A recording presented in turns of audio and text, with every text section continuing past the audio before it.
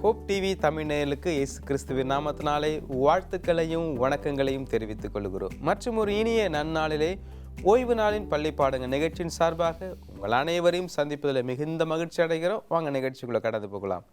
இதனால் விசேஷமாய் பொதுவர் Gershom பொதுவர் Charles இருப்பது குறித்து மிகுந்த மகிழ்ச்சி. உங்கள் இருவரையும் நிகழ்ச்சிக்குள்ளே வரவேற்றுக் கொள்கிறேன். அருமையான பாடத்தை நாம் படிக்க இருக்கிறோம். பாஸ்டர் கெர்ஷோம் துவக்கி வைங்க. துதிகன மகிமையாவும் இயேசுவுக்கே. கர்த்தருடைய பெரிதான கிருபையினாலே இந்த 2026ஆம் ஆண்டின் முதல் காலாண்டு பாடங்களை நாம் படித்து வருகிறோம். இந்த காலாண்டு பாடத்தின் தலைப்பானது பிலிப்பியர் கொலோசியரில் கிறிஸ்து, பரலோகையும் பூலோகையும் இணைத்தல். இந்த காலாண்டு பாடத்தை எழுதியவர் கிளின்டன் வாலன். இந்த வார பாடம் 3. பாடத்தின் தலைப்பு ஜீவனும் மரணமும். மனப்பாட வசனம் பிலிப்பியர் 1ஆம் அதிகாரம் 21ஆம் வசனம். கிறிஸ்து எனக்கு ஜீவன், சாவு எனக்கு ஆதாயம் என்பதே. இந்த பாடத்துக்கான ஒரு அறிமுகம். பாடத்தின் அறிமுகத்தில் நமக்கு என்ன கொடுத்துருக்குறாங்கன்னா, இயல்பாக நம்ம சொல்லுகிற வார்த்தை தான், பிறப்பு என்று இருந்தால் இறப்பு என்று ஒன்று இருக்கும். அது அப்படி அல்ல. இந்த இறப்பு என்பது ஜீவனுக்கு நேர் எதிர்மறையான ஒன்று என்பதை நாம் புரிந்து கொள்ள வேண்டும். தேவனுடைய திட்டத்தில் ஆண்டவர் மனிதர்களாகி நாம் நீடித்து வாழ வேண்டும் என்பது தான் அவருடைய சித்தமாக இருந்தது. ஆனாலும் மனிதர்களாகி நாம் மீறலுக்கு உட்பட்டபடினால் இந்த மரணத்தை நாம் சந்திக்கிறோம் என்று பார்க்கிறோம். ஆண்டவர் நமக்கு எதிலிருந்து விடுதலையை கொடுக்க வந்தார் அப்படின்னா, இந்த மரணத்திலிருந்து விடுதலையை கொடுக்க தான் வந்தார். நமக்கு பாடத்தில் ஒரு வசனத்தை கொடுத்துருக்குறாங்க. எபிரேய புத்தகம் 2ஆம் அதிகாரம் அதில் 14வது வசனம். அதில் பிள்ளைகள் மாம்சத்தையும் இரத்தத்தையும் உடையவர்களாக இருக்கிறபடினால் அவரும் அந்த மாம்சத்தையும் இரத்தத்தையும் ஏற்றுக்கொண்டு நம் மத்தியிலே வந்தார் என்று அவருடைய நோக்கத்தை அங்கே உள்ளே சொல்லும்போது, மரணத்திற்கு அதிகாரி ஆகிய பிசாசானவனை தம்முடைய மரணத்தினாலே அழிக்கும்படியாக கிறிஸ்து அதை செய்தார் என்று பார்க்கிறோம். இந்த ஒரு அனுபவத்தை பவுல் அறிந்து கொண்டு கற்றுக்கொண்டு அவர் என்ன பண்ணுறார் அப்படின்னா, கிறிஸ்து எனக்கு ஜீவன், சாவு எனக்கு ஆதாயம். பட் இருந்தாலும் நான் வாழ்கிற இந்த கொஞ்ச காலத்திலே ஆண்டவர் கொடுத்திருக்கும் இந்த சுவிசேஷத்தின் மேன்மையின் மூலமாய் அநேகரை ரட்சிப்புக்குள்ளாக உட்படுத்த வேண்டும் என்று சொல்லி அவர் எழுதின நிருபங்களை தான் இன்றைக்கி நம்ம உட்காந்து ஆராயிறோம், படிக்கிறோம், தியானிக்கிறோம். இது புதிய ஏற்பாட்டின் வேத புத்தகமாக நமக்கு கொடுக்கப்பட்டிருக்கிறது. அப்படின்னா ஒரு தனி மனிதன் கிறிஸ்துவின் அன்பை ருசித்தது மாத்திரமில்லாமல் மற்றவர்களுக்காக எடுத்துக்கொண்ட அந்த பிரயாசத்தின் அனுபவங்களை நம்ம படிக்கிறோம். பார்த்தீங்களா, இதில் மேன்மை இருக்கிறது. அதில் குறிப்பாக பவுல் கற்றுக்கொண்டு நமக்கு கற்றுக் கொடுக்குற ஒரு சாட்சி என்ன அப்படின்னா, இந்த குறுகிய காலத்திலே தேவனுடைய ராஜ்யத்தை கட்டும் பணியிலே நாம் எல்லாரும் ஈடுபட வேண்டும், அதை உண்மையும் உத்தமமாக நாம் நிறைவேற்ற வேண்டும் என்பதை எவன் நமக்கு கற்றுக் கொடுக்கிறார். அப்போ இந்த வாழ்வு, சாவு இவை ரெண்டுக்கும் நடுவில் ஆண்டவர் நமக்கு கொடுத்திருக்கும் மகத்தான கிருபை, அந்த கிருபையினால் உண்டான வல்லமையான ஒரு ஊழியம் இருக்கிறது. அதை நாம் நிறைவேற்ற வேண்டும் என்று சொல்லி அவர் இங்கே இந்த பாடத்தில் நமக்கு வலியுறுத்துகிறதை பார்க்கிறோம். பாடம் 3 முதல் கேள்வி. பாஸ்டர் கெர்ஷோம், உங்களுக்கு தனது உபத்திரவங்களின் முடிவை பற்றி பவுலின் எதிர்பார்ப்பு என்னவாக தெரிகிறது? தான் விடுவிக்கப்படுவதை விட முக்கியமானது என்று தான் கருதுவது என்ன?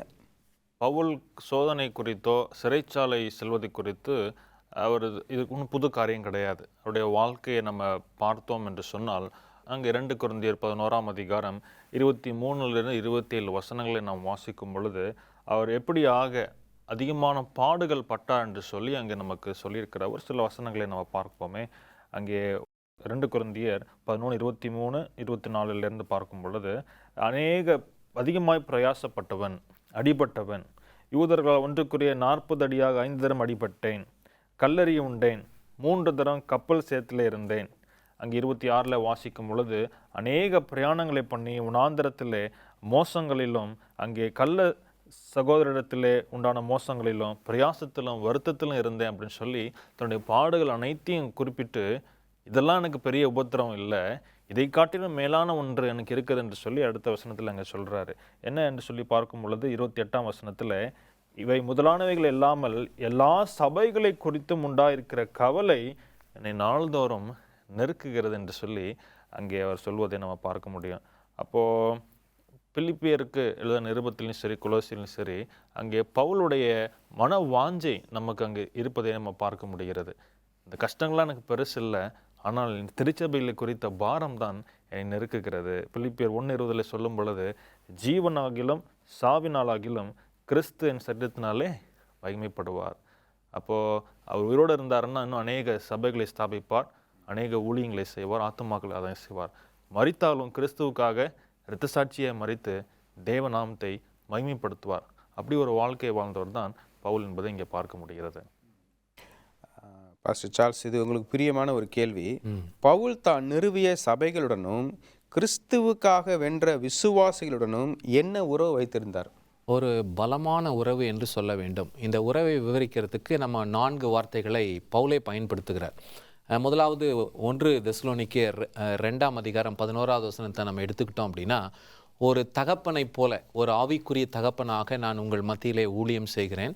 அதில் அவங்களுக்கு வேண்டிய உபதேசத்தை கொடுக்கறது மாத்திரம் இல்லாமல், அவர்கள் தவறான காரியங்களை செய்யும் பொழுது அவங்கள கரெக்ட் பண்ணுற விஷயத்தில் பவுல் ரொம்ப தெளிவாக இருந்தார். ஒரு சில நேரத்தில் இப்போ இருக்க பாஸ்டர்ஸ் எல்லாம், சர்ச் மெம்பர்ஸ் ஏதாவது ஒரு தப்பு பண்ணாங்கன்னா, அது அவங்களுக்கு தெரியாதா என்ன, நம்ம எதுக்கு போய் அவங்கள சொல்லணும் அப்படின்னு சொல்லிட்டு அவங்க சொல்லாமல் போகிறவர்கள் உண்டு. ஆனால் பவுல் அப்படி அல்ல. அவர் ஏதாவது ஒரு தப்பிதமான காரியத்தை பார்க்கிறார் அப்படின்னா உடனடியாக ஒரு தகப்பனுக்குரிய ஸ்தானத்திலிருந்து அவர்களை சரி செய்தார் என்று நாம் பார்க்கிறோம். 2வது, ஒரு தாய்க்குரிய ஸ்தானத்திலும் நான் உங்கள் மத்தியில் இருந்திருக்கிறேன் என்று சொல்லுகிறார். அதற்கான வசனம் எங்கே அப்படின்னா கலாத்தியர் 4:19. இதோ நான் உங்களை சத்தியத்திற்குள்ளே வழி நடத்துறதுக்கு நான் மறுபடியும் பிரசவ வேதனை பட வேண்டிய ஒரு சூழ்நிலை எனக்கு நிர்பந்தம் ஏற்பட்டிருக்கிறது. அப்படின்னா ஒரு பிரசவ வேதனை என்பதை யார் தான் பெற முடியும்? ஒரு தாய் தான் பெற முடியும். அப்படிப்பட்ட சூழ்நிலைக்கும் நான் உட்படுகிறேன் என்பதை அவர் சொல்கிறார். ஒரு தாயாகவும் உங்களை நான் வழி நடத்தி இருக்கிறேன் அப்படின்ட்டு. 3வது, நீங்கள் பார்த்தீங்கன்னா எல்லா விஷயத்திலும் உங்களுக்கு நாங்கள் மாதிரி என்ன பண்ணியிருக்கோம்? காண்பித்திருக்கிறோம். எங்களை பின்பற்றுகிறவர்களாய் நீங்கள் வாங்க. இன்றைக்கி நம்ம சொல்ல முடியுமா நம்முடைய விசுவாசியை பார்த்து என்னை பின்பற்றுங்க அப்படின்ட்டு? ஆனால் பவுல் அன்றைக்கு அந்த வார்த்தையை சொன்னார். அப்படின்னா எல்லா விஷயத்திலும் அவர்கள் தூய்மையாக இருந்தாங்க. இதை எங்கே சொல்கிறாருன்னா 1 தெசலோனிக்கேயர் 2:10 அவர் சொல்லுகிறதை பார்க்கிறோம். 4வது மிக முக்கியமானது என்ன அப்படின்னா, ஒரு மெய்ப்பனாக இருந்து இதோ இந்த மந்தைகள் அனைத்தும் கிறிஸ்து இயேசுவுக்குள்ளாக நல்ல ஒரு வளர்ச்சியை அடைந்திருக்கிறதா என்பதை கவனிப்பதில் பவுல் ரொம்ப சிறந்து விளங்கினார் என்று நாம் பார்க்கிறோம்.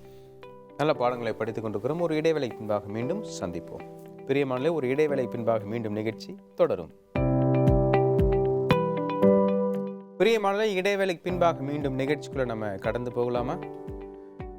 3வது பாடத்தை நாம் படித்துக் கொண்டிருக்கிறோம். பாஸ்டர் கெர்ஷம், உங்களுக்கான கேள்வி என்னன்னா, நம்மை உள்ளடக்கிய ஆன்மீக போரின் அடிப்படை என்ன? நமது ஆயுதங்கள் என்னென்ன? 2 கொரிந்தியர் 10:3 இங்கே பவுல் ஒரு வசனத்தை சொல்லுகிறார். நாங்கள் மாம்சத்தில் நடக்கிறவர்களாக இருந்தும் மாம்சத்தின்படி போர் செய்கிறவர்கள் அல்ல. அப்போ இந்த போராட்டமானது ஒரு ஆவிக்குரிய போராட்டமாக இருக்கிறது. விருப்பம் இருந்தாலும் இல்லாவிட்டாலும் நாம் அனைவரும் இந்த ஆன்மீக போராட்டத்தில் ஒரு பங்காக இருக்கிறோம். ஒரு மனிதன் மரிக்கும் வரையில் இந்த போராட்டம் இருந்து கொண்டே தான் இருக்கிறது. இந்த உலகத்தில் இருக்கக்கூடியவர்கள் மாம்சத்தின்படி அங்கே போர் செய்கிறார்கள். ஆனால் கிறிஸ்துவனுடையவர்கள் மாம்சத்தின்படி என்ன செய்யல, போர் செய்கிறவர் அல்ல என்பதை நம்ம பார்க்கிறோம். இன்றைக்கு நாம் இயேசு கிறிஸ்துவை சொந்த இரட்சகராக ஏற்றுக்கொண்டோமோ, அங்கே கலாத்தியர் 5:24 வாசிக்கும் பொழுது பவுல் சொல்றாரு, கிறிஸ்துவின் உடையவர்கள் தங்கள் மாம்சத்தையும் அதன் ஆசை இச்சைகளையும் சிலுவையிலே அறைந்திருக்கிறார்கள். அப்போ மாம்ச இச்சைகளின்படி நடவாதபடிக்கு பரிசுத்த ஆவின் உதவியோடு நாம் கிறிஸ்துவின் பிள்ளைகளாக அங்கே என்ன செய்கிறோம் அப்படின்னா ஆவிக்கேற்றபடி நடப்பதற்கு பிரயாசப்பட வேண்டும். அப்போ அது முதற்கொண்டு இந்த ஒரு போராட்டம் ஒரு மனுஷனுடைய வாழ்க்கையில் இருந்து கொண்டே இருக்கிறதே நம்ம பார்க்குறோம். அங்கே 2 கொரிந்தியர் 10:4 பவுல் இதை சொல்கிறாரு, எங்களுடைய பேராயுதங்கள் மாம்சத்துக்கு ஏற்றவர்களாக இராமல் அரண்களை நிர்மூலமாக்குகிறதற்கு தேவ பலம் உள்ளவைகளாக இருக்கிறது. அப்போ இதில் பயன்படுத்தக்கூடிய ஒரு ஆயுதங்கள் மாம்சத்துக்கு ஏதுவான காரியங்களாக இல்லை. ஒருவேளை ஒருவர் நம்மை காயப்படுத்தும் பொழுதோ, நம்ம உலகத்தின் நியதிகளை நம்ம கடைப்பிடிக்கிறது கிடையாது. பழிக்கு பழி வாங்கிறது, அவரை மறுபடியும் காயப்படுத்துவது, பொறாமை கொள்வது, தீங்கு நினைப்பது, இதெல்லாம் மாம்சத்தின் நினைவுகள், சிந்தனைகள். கிறிஸ்துவினுடையவர்கள் என்ன செய்வாங்க அப்படின்னா ஆவிக்குரிய ஆயுதங்களை பயன்படுத்துவார்கள். வேதம் என்ன சொல்கிறது? தீமைக்கு தீமை செய்யாதிருப்பாயாக, தீமையை நன்மையால் வெல்ல வேண்டும். அப்போது நம்முடைய ஸ்பிரிச்சுவல் வெப்பன்ஸ், ஆவிக்குரிய ஆயுதங்கள் என்ன அப்படின்னா அன்பு, சமாதானம், நீடிய பொறுமை, தயவு, நற்குணம், இப்படிப்பட்ட காரியங்களை நம்ம பயன்படுத்துவதற்கு நம்ம அழைப்பு கொடுக்கப்பட்டிருக்கிறது.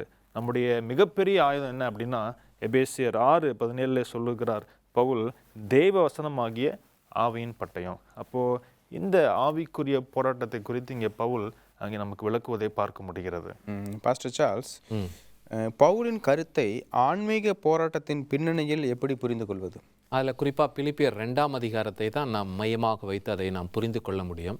ஏன்னா இந்த ஆன்மீக போராட்டத்திலே நமக்காக வந்து வெற்றி சிறந்தவர் இரட்சகராகிய இயேசு கிறிஸ்து. அவருடைய வாழ்க்கையை உற்று நோக்கும் பொழுது தான் இந்த மாபெரும் போராட்டத்திலே நமக்கும் என்ன கிடைக்கும்?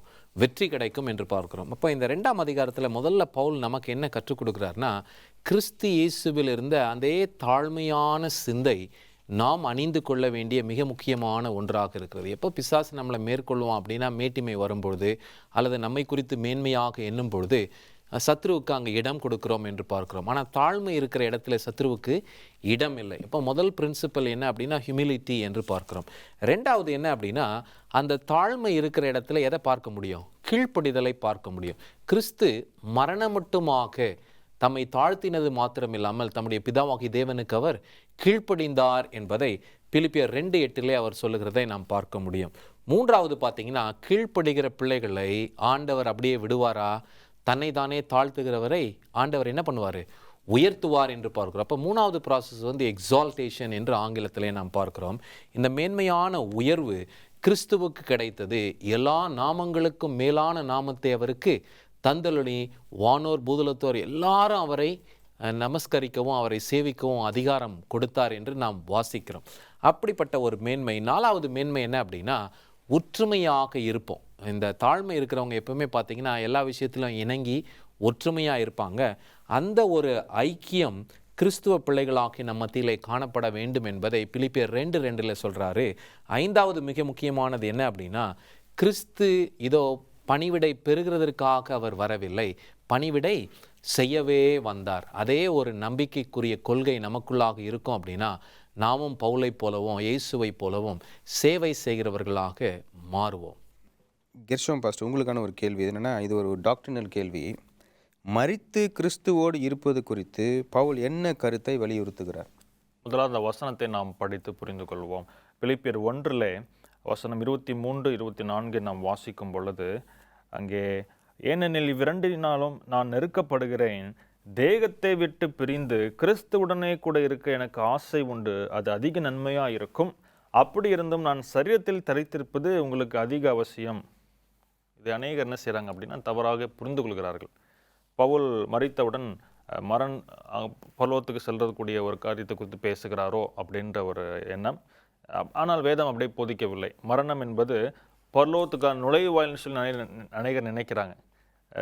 இன்றைக்கி பார்த்தோம் அப்படின்னா எங்கள் அப்பா இயேசு கிறிஸ்துவோடு இருக்கிறாரு, இந்த ரூமில் எங்களை பார்த்துட்ருக்கிறாரு, இப்படி பல தரப்பட்ட கருத்துக்களை சொல்கிறார்கள். ஆனால் வேதம் அதனை போதிக்கவில்லை. மரணத்தின் போது மனிதனுடைய நிலை என்ன என்பதை அங்கே வாசிக்கும் பொழுது பிரசங்கி 9:5 மரித்தவர்கள் ஒன்றும் அறியார்கள் என்று சொல்லி வேதம் திட்டமாய் நமக்கு போதிக்கிறது. யோவான் 5:28-29 ஆண்டவராக இயேசு கிறிஸ்து சொல்கிறார், அங்கே இயேசு கிறிஸ்து 2ஆம் வருகை வரையிலும் அங்கே அவருடைய சத்தத்தை கேட்கும் நாட்கள் வரைக்கும் மனுஷன் எங்கே தான் இருக்கிறான்?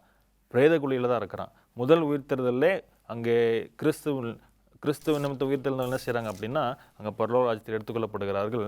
2வது உயிர்த்தெழுதல் எப்போ நடக்குது? 1000 வருட அரசாட்சிக்கு அப்புறம் அங்கே நடக்கும் பொழுது துன்மார்க்கர் உயிர்த்தெழுந்து ஆக்கினை தீர்ப்பை அடைகிறார்கள் என்பதை நம்ம பார்க்க முடியும். அப்போ பவுல் இங்கே என்ன சொல்கிறார் அப்படின்னு சொல்லி பார்க்கும் பொழுது, இந்த மரணம் அங்கே வரும் வரையிலும் இங்கே வாசிக்கும் பொழுது அவர் இங்கே சிறைச்சாலையில் இருக்கிறாரு.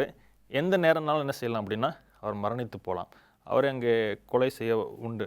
ஆனாலும் கூட அவர் மரணித்து போகாமல் இருந்தால் அங்கே என்ன செய்யலாம் அப்படின்னா அநேக ஊழியங்களை அவரால் செய்ய முடியும்.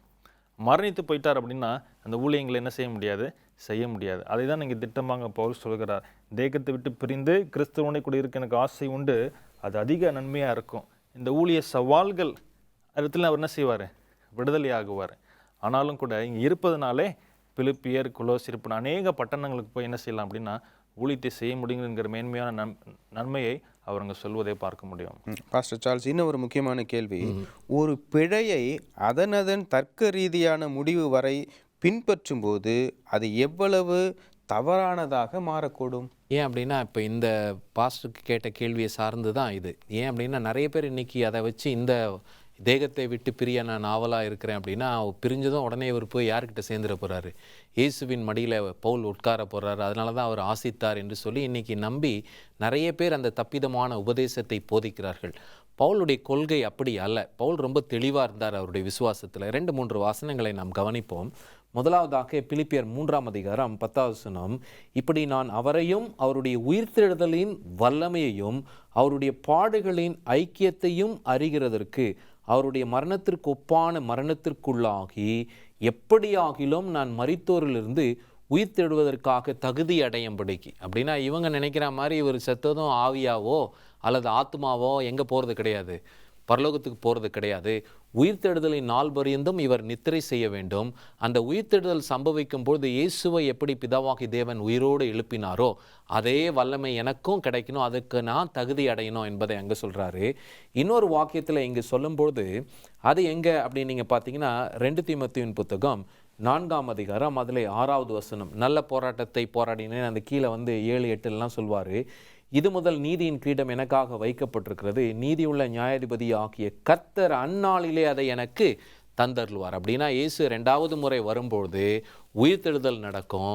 அப்போ என்ன உயிரோடு எழுப்பும்போது இந்த நித்திய ஜீவனுக்கு ஏதுவான கிரீடத்தையும் மேன்மையும் எனக்கு ஆண்டவர் அப்போ கொடுப்பார். அப்படின்னா இவரும் என்ன நம்பினார்னா, மரித்து நானும் நித்திரை செய்வேன், எந்நாள் வரைக்கும் கிறிஸ்துவின் 2வது வருகை மட்டும். அப்போ தான் அந்த கடைசி நாளில் தான் உயிர்த்தெழுதல் சம்பவிக்கும். அந்த முதல் உயிர்த்தெழுதலுக்கு பங்குள்ளவன் பாக்கியவானும் பரிசுத்தவானுமாக இருக்கிறான், இவர்களுக்கு மேல் 2ஆம் மரணம் அதிகாரம் இல்லை என்று வெளிப்படுத்தல் 20 3, 4, 5, 6 வசனங்களிலே நாம் வாசிக்கிறோம். நல்ல பாடங்களை படித்துக் கொண்டிருக்கிறோம். ஒரு இடைவேளைக்கு பின்பாக மீண்டும் சந்திப்போம். பிரியமானவர்களே, ஒரு இடைவேளைக்கு பின்பாக மீண்டும் நிகழ்ச்சி தொடரும். பிரியமானவர்களே, இடைவேளைக்கு பின்பாக மீண்டும் நிகழ்ச்சிக்குள்ளே நம்ம கடந்து போகலாமா? ஃபர்ஸ்ட் கிருஷ்ணம், உங்களுக்கான ஒரு கேள்வி. தம்முடைய சீஷர்களுக்காக ஏறெடுக்கப்பட்ட கிறிஸ்துவின் நிறைவு ஜெபத்தில் ஆதிக்கம் செலுத்திய ஒரே கருப்பொருள் என்ன? யோவான் 17 நீங்கள் சொல்லக்கூடிய இந்த பிரியாவிடை செய்தி, ஃபேர்வெல் மெசேஜ் என்று சொல்லலாம். அங்கே ஆண்டவராக இயேசு கிறிஸ்து அங்கே ஜெபத்தை எடுக்கும் பொழுது முக்கியமான ஒரு கருத்தை அங்கே வலியுறுத்துகிறார். இதுதான் ஆண்டவராக இயேசு கிறிஸ்துவோடைய மிக நீண்ட ஜெபமாக பார்க்கப்படுகிறது. ஒற்றுமை என்கிற கருப்பொருளை மையப்படுத்தி ஆண்டவராக இயேசு கிறிஸ்து அங்கே ஜெபிக்கிறார். யோவான் 17:21 வாசிக்கும் பொழுது, நாம் அவர்கள் எல்லாரும் ஒன்றாய் இருக்கவும், பிதாவே நீர் என்னை அனுப்பினதை உலகம் விசுவாசிக்கிறதற்காக நீர் என்னிலேயும் நான் உம்மிலேயும் இருக்கிறது போல அவர்கள் எல்லாரும் நம்மில் ஒன்றாய் இருக்கவும் வேண்டிக் கொள்கிறேன். ஒன்றாய் இருக்கவும், ஒன்றுபட்டு எப்படி கிறிஸ்து பிதாவிலே இணைந்திருக்கிறது போல அவர்களும் நம்மில் இணைந்திருக்க வேண்டும் என்கிற இந்த ஒற்றுமையை குறித்து ஆண்டவர் இயேசு கிறிஸ்து சொல்லுகிறார். சபையாரின் ஒற்றுமை அங்கே கிறிஸ்துவின் ஊழி நோக்கத்தை உலகுக்கு பிரதிபலிக்கக்கூடியதாக இருக்கிறது. நாம் என்றைக்கு சபையாக ஒன்றுபட்டு நிலைத்திருக்கிறோமோ அப்பொழுது என்ன செய்கிறோம் அப்படின்னா மிகுந்த கனிகளை கொடுக்கிறோம். அதை யோவான் 15:5 ஆண்டவராக இயேசு கிறிஸ்து சொல்லுகிறார், நானே திராட்சை செடியாக இருக்கிறேன், ஒருவன் நிலைத்திருந்தால் மிகுந்த கனிகளை கொடுக்கிறான் என்று சொல்லி. அப்போது சபையாக ஊழியம் செய்ய வேண்டும் என்று சொன்னால், தேவ அன்பை உலகிற்கு பறைசாற்ற வேண்டும் என்று சொன்னால் ஒற்றுமையாக இருப்பது அவசியமாக இருக்கிறது. இன்றைக்கு திருச்சபையில் இருக்கக்கூடிய பிரச்சனைகள், சவால்கள், ஒற்றுமையின்மைக்கு மிக முக்கியமான காரணம் என்னென்னு சொல்லி பார்க்கும் பொழுது, கிறிஸ்து எனும் திராட்சை கொடியிலே தனிப்பட்ட நபராகவோ திருச்சபையாகவோ நாம் நிலைத்திராத காரணத்தினால் அவருடைய கனிகளை, அவரிடத்திலிருந்து பெற்றுக்கொண்ட காரியங்களை நாம் கனிகளாக அங்கே காட்டாத நிமித்தமாக அங்கே தீமையான குணாதிசயங்கள் இடத்தில் காணப்படுகிறது. சண்டை, குழப்பம், அங்கே போட்டி, பொறாமை போன்ற தீய காரியங்கள் காணப்படுகிறது.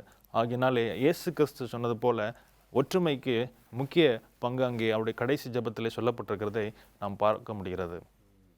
பாஸ்டர் சார்ல்ஸ், உங்களுக்கான கேள்வி. திருச்சபையின் ஒற்றுமைக்கு கிறிஸ்துவும் பவுலும் எது அவசியம் என்று கூறுகிறார்?